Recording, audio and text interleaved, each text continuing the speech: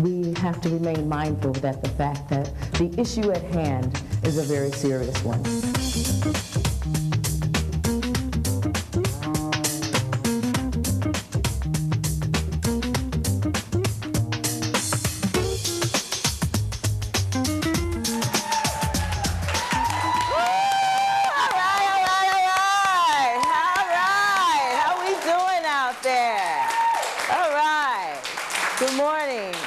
Welcome to Not Just the Blues. It's a show designed to educate the people of our community about the everyday trauma that we experience on a daily basis.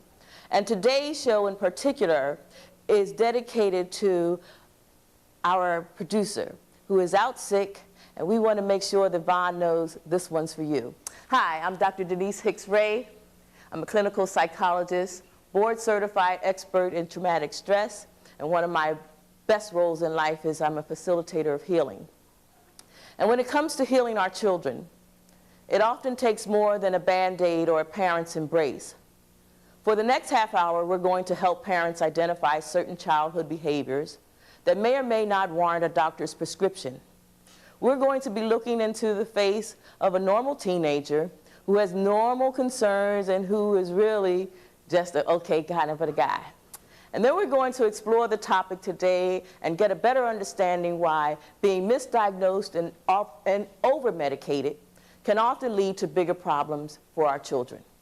Let's look around. This looks like a typical classroom, full of inquisitive, rambunctious children, all eager to learn but short on patience and attention spans. Now, look closer, and you'll start to see something else happening here. Every day, more and more children are being put on Ritalin, a drug that treats attention deficit disorder, a drug designed to sedate and calm children. But is it really necessary? You can't expect children to sit still all the time, but drugs like Ritalin are being prescribed for that sole purpose. Why are so many children suddenly being labeled with attention deficit disorder? Why are so many parents willing to accept this diagnosis? Is it really ADD or an attempt to still the genius within our children? Why are our children being misdiagnosed and over-medicated? All right. Please welcome our first guest today. David is a teenager who has experienced some with this topic. David, welcome to the program. How you doing? Good. You look wonderful. Thank you. He said, thank you. So, David, let's talk a little bit about how you're doing right now, school, those types of things, and tell me a little bit about what's going on in your life. Well, school, it's all right for being in school right now, but there are some problems, and trying to deal with it, and just trying to deal with it. Mm-hmm. How are you doing with medication? I'm not on any at this time. Okay. And how are you feeling? Feels good not to be on any. You don't want to be on the medication.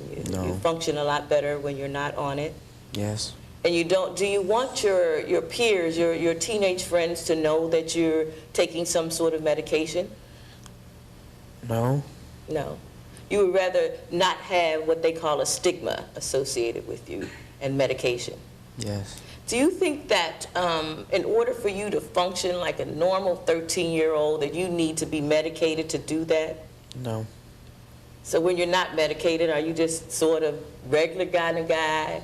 I see you and, you know, I see you when you're not all like dustied up like you are now. And you're just like a cool kind of a kid.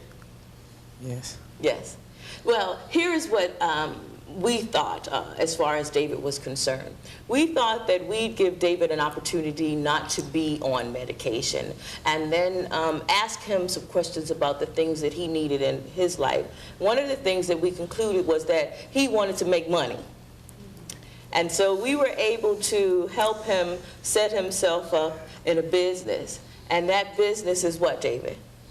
Making and selling bead keychains. Making and selling beaded keychains. And I understand that you did do some sales during the holiday? Yes. You made some money? Yes. And you owe me. And so that's a good thing. Would you like to increase your business and continue to have this product in your life so that you can earn your own way? Yes. Yes? That's important to you to have your own money? Yes, it is. Okay. And so if you didn't have this opportunity to make your keychains and make those sales, what else would you be doing? I would have tried to get me a job, but I'm too young. It's too young, right? Yes. Because it is important that you have your own money. Why is that so important to you? Because it's like I want to be able to buy my own things when somebody else can't buy it for me. We're starting to understand that, there is no difference between David and a regular teenager who wants to get their own money, go out to party, have dates, go with girls. And so we want to thank you, David. And as parting gift for our studio audience, we'll be giving away some of your beautiful keychains to each person in our audience. And we don't want you to go away. When we come back, we'll be talking with a high school principal and a retired teacher who has seen their share of students misdiagnosed and over-medicated. We'll be right back. The everyday stressors in life can cause emotional trauma, and Trauma Services Associates is there to help. TSA is a behavioral health organization designed specifically for the African American community. Trauma Services Associates provides empowerment through education and awareness. Trauma Services Associates is there to help heal. For more information on TSA, call 1-800-466-4804. Trauma Services Associates, help and healing is on the way. Where can you find fish tacos, sweet potato cheesecake, and salmon burgers? It's all right here at Snapper's Fish and Fries. It's the only place in Charlotte where you can place an order for these tasty dishes and get them in record time. Snapper's Fish and Fries is conveniently located in the Gold Hill Pavilion on North Tryon Street and is open Monday through Saturday. So the next time you want to grab something good but quick, head to Snapper's Fish and Fries. One bite and you're hooked. Welcome back to Not Just the Blues. We're talking about our children and how so often they are misdiagnosed and over-medicated for what may seem like common behaviors. Jean Kennedy joins us now, and she's the first African-American woman to teach at North Rowan High School and is now retired after 37 years of service. Let me just hold on to your hand after that. So, Jean, thank you so very much for coming. And it is so important that we begin a dialogue about this issue of misdiagnosed and over-medicated. After 37 years in the school systems, I'm certain that you've seen your share of children who have a lot of, not only issues, but who have a lot of energy. Let's talk a little bit about that energy. Well, 36 and a half to correct that total. Yes, you must remember, though, that I began teaching in the latter 60s, okay. 1967, in fact. And at that time, ADD was relatively unknown. Mm-hmm. So for our children, for the most part, were just labeled as what? Bad. Mm-hmm. Okay. They did not pay attention, possibly were not given the attention they should have received, and as a result, received very little instruction. Mm-hmm. However, during the latter years of my instruction, especially at the middle school level, I did encounter a lot of children having AD and ADHD as well. Some who were medicated, others who perhaps should have been, others who should not have been. Mm-hmm. And I have mixed feelings about that because I honestly feel that the time, I'm going to come out of the box a little. So let's come out of this box. I feel the time in which we live, we have hyped up our children so much. They have the video games. Mm-hmm. They have TV. Mm-hmm. Everything that they have is very fast. And it's over quickly. Mm-hmm. Instant gratification, we call that. Instant. And it encourages them to not expect anything to last for a long time. Okay. So in some way, our society has hyped our kids to the point where they want a quick fix. Mm-hmm. Let's just take responsibility for that hyping. Right. Okay. And some teachers, and I'm speaking as someone who's worn this hat, mm-hmm. Some teachers look at that and some think, well, that kid is misbehaving. Mm-hmm. One teacher might refer that child to counseling. Another might want to go beyond that and suggest perhaps to the parents that the child be medicated. Exactly. But what those parents need to look at is this what my child really needs? Does my child, for example, have a learning disorder? Exactly. And I have found that with most of my students who were discipline problems, the problem was they had learning disabilities.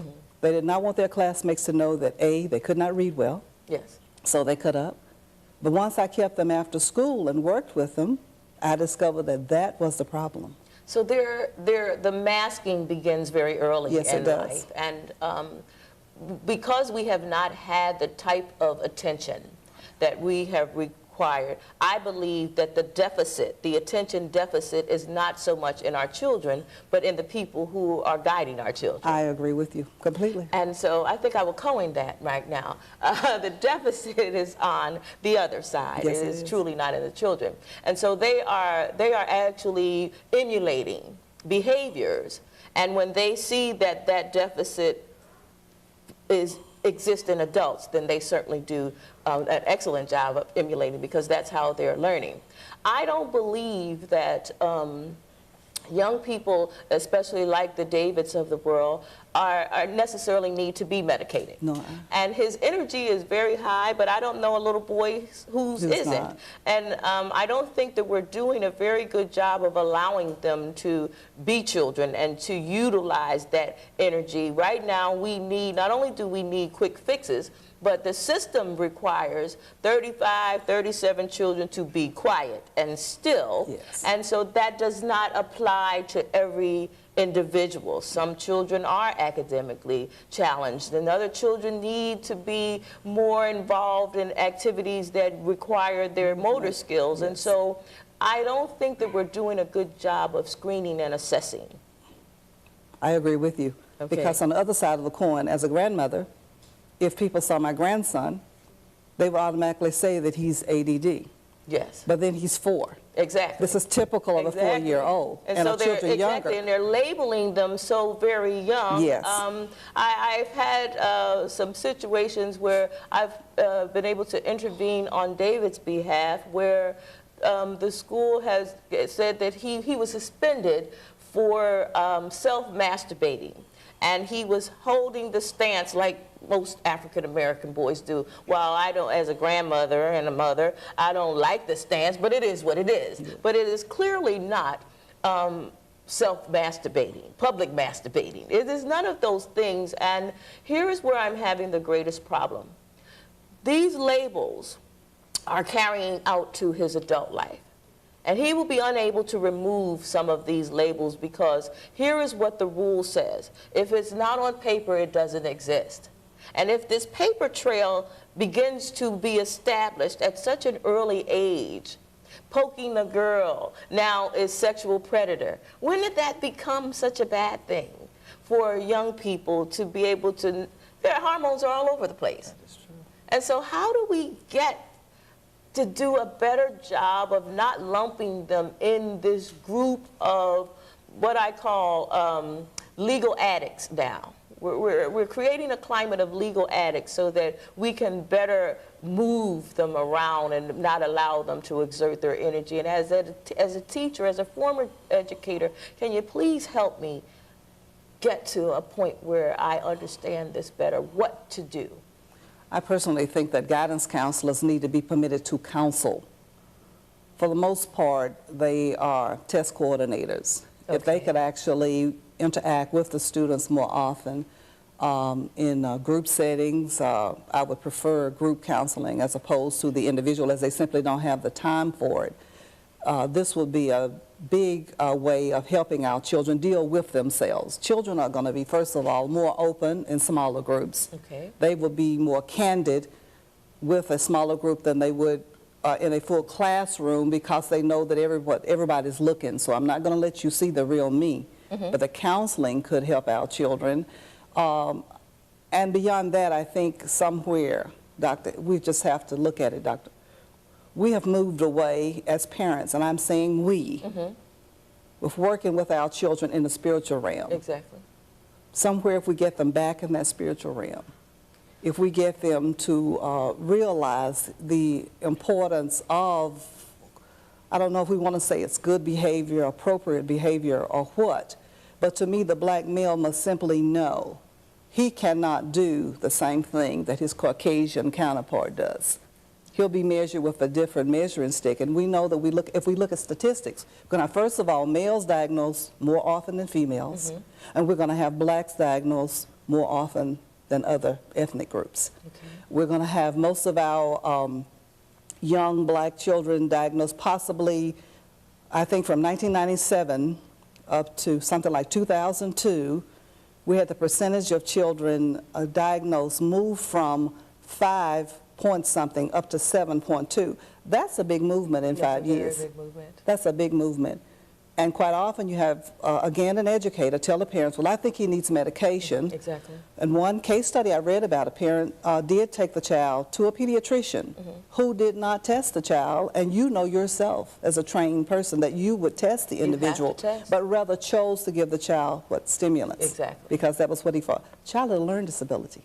I also believe that we were talking about the guidance counselors and the roles that they could possibly play.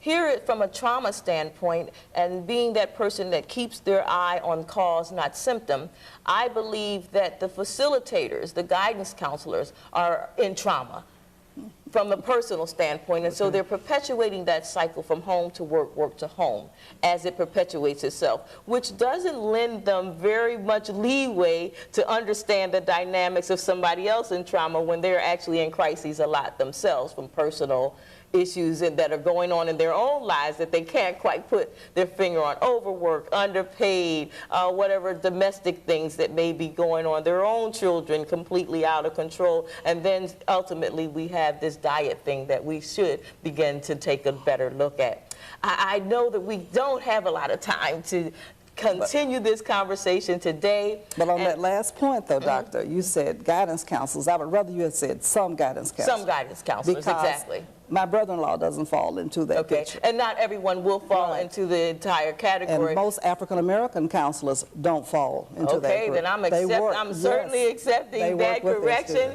And I know that many of you have questions for our panel, and when we come back, we'll get your chance. And we'll also have a middle school principal weigh in on the discussion. Stay with us. Good books, soothing oils, and relaxing incense. It's all here at Sister to Sister. African art, ethnic clothing, and Afrocentric cards. Find it here at Sister to Sister. Jewelry, health products, and handbags. What you need is at Sister to Sister. For that one place that takes care of the mind, body, and spirit, visit Sister to Sister, located in Salisbury at 428 East Fisher Street, or visit us online. We're ready to take care of you. Whether it's a training video, a marketing video, or a television program, you expect quality. Kinloch Productions exceeds those expectations and delivers excellence. Kinloch Productions is a full-service video production company recognized both nationally and internationally for its work. We involve our clients in every step of the process, making sure you get the product and service you deserve. Kinloch Productions. Let us put our imagination to work for you. And we're back with Not Just the Blues, and we're continuing our discussion on misdiagnosed and over-medicated.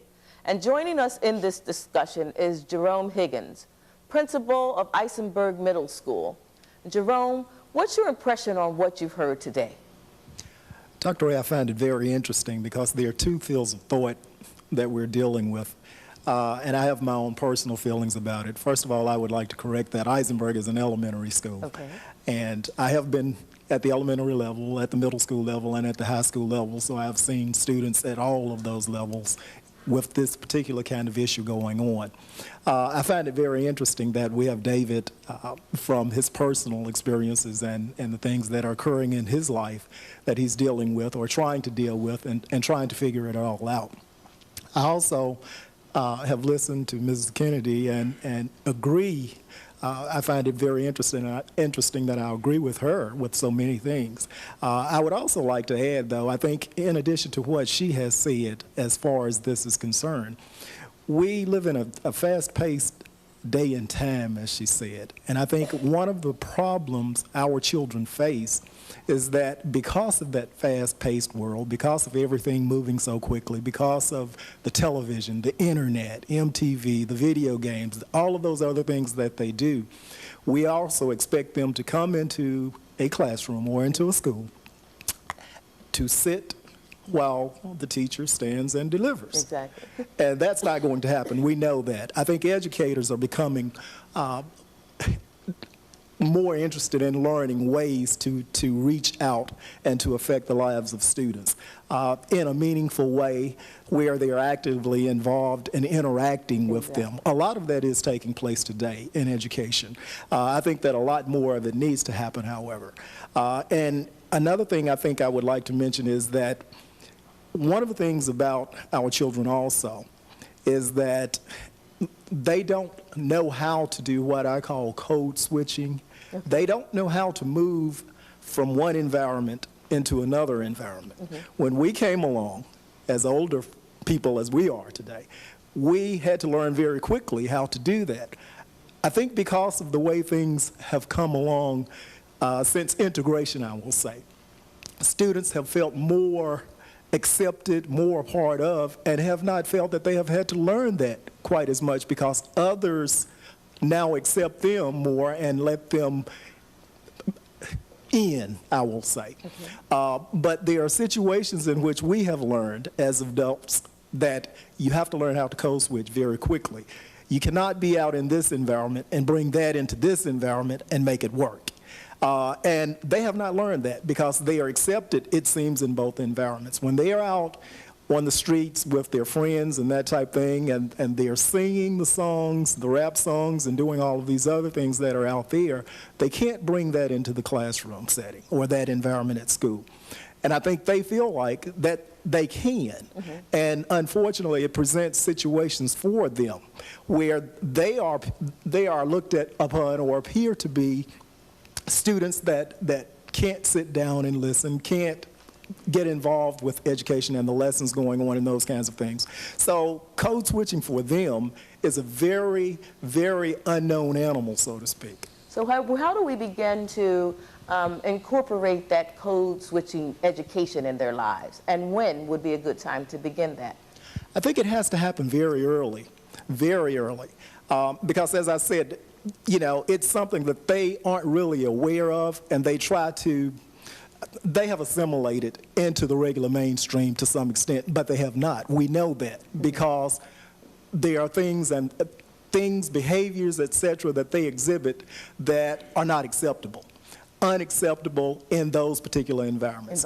Exactly. But I think as parents have to get involved very early in the lives of children, and they themselves have to teach their children, these are the behaviors that are expected of you. And I know that parents do that for the most part, but we also have to recognize that we live in a day and time where we have many young people that are parents today. Exactly. Who didn't get that lesson themselves. Exactly. They didn't get code switching themselves, Exactly. So how can they successfully teach code switching to their children? Exactly. It's a very difficult thing. I find myself, as students come into my office, trying to talk to them about learning how to make the transition. You cannot behave here as you behave there in that environment. I try to sit down and to counsel them more from this perspective than anything else.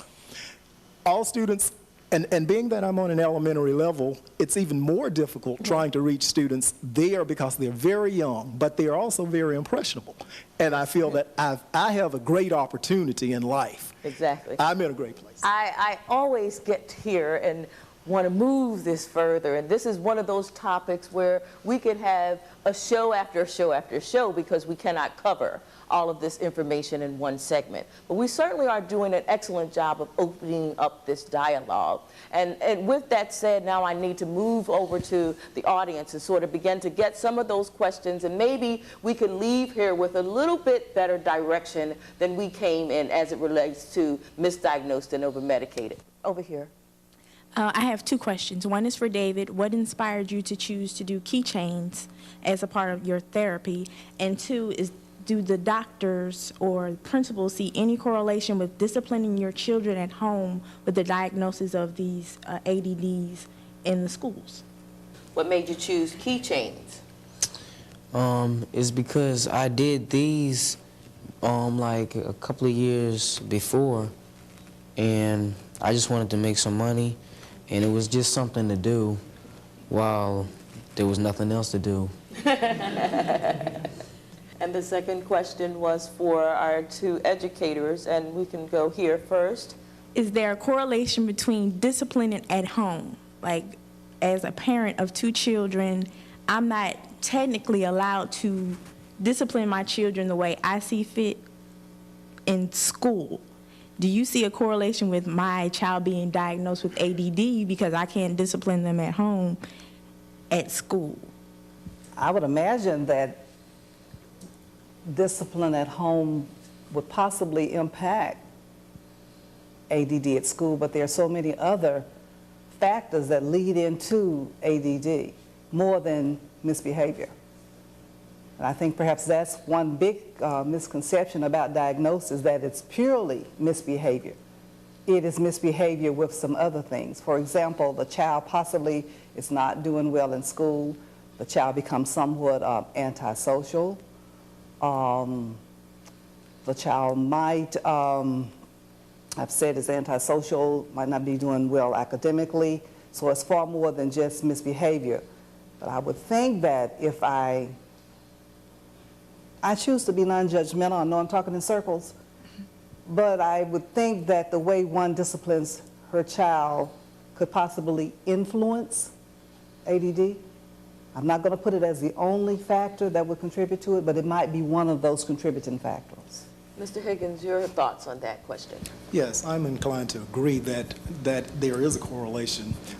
First of all, with the keychains that David actually made, I honestly believe that a lot of things that we had in schools years ago are no longer there. Exactly.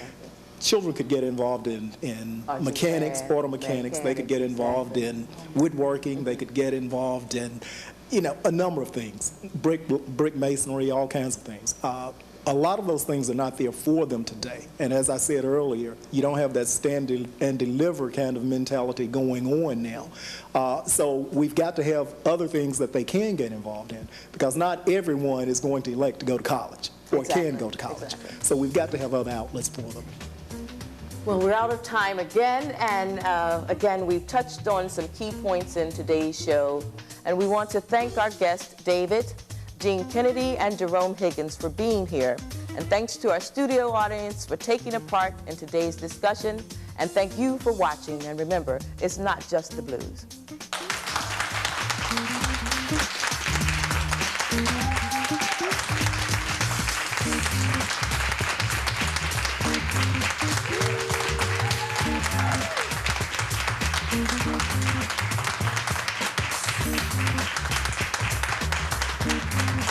Thank you.